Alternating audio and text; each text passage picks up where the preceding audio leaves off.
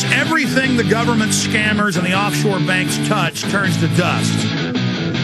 They've got the power, but they're destroying themselves in the process. It's kind of like you got a pickup truck driving through a boulder field. You might make it to the other side, but your car is going to be totaled by the other end. Look at this Infowars.com article from Steve Watson. We'll be covering this at the start of the show tomorrow.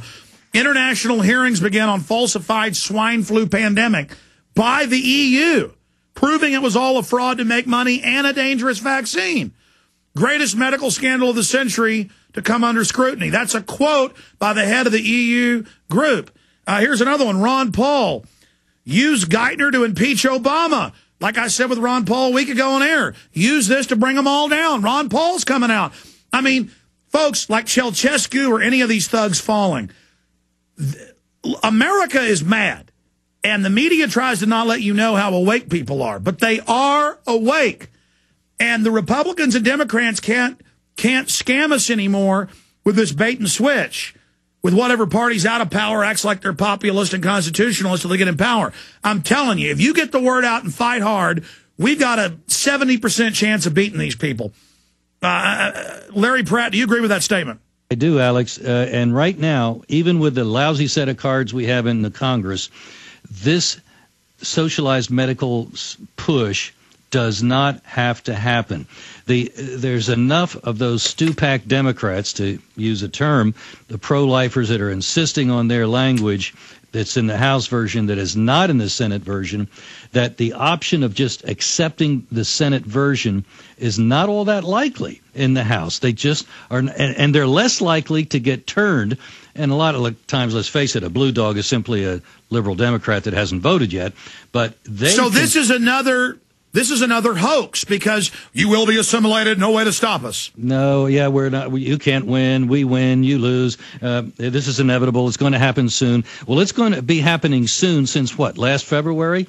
It obviously is a mantra. Doesn't mean it's true. So I don't see it coming through the House. If the House agrees to something that might be acceptable to the Senate, when it comes back to the Senate for their actual approval, it comes back in the form parliamentarily as a new bill, and all of the possibilities for filibuster are waiting for it all over again. And they've already had a mass exodus. The Democratic Party's bleeding out.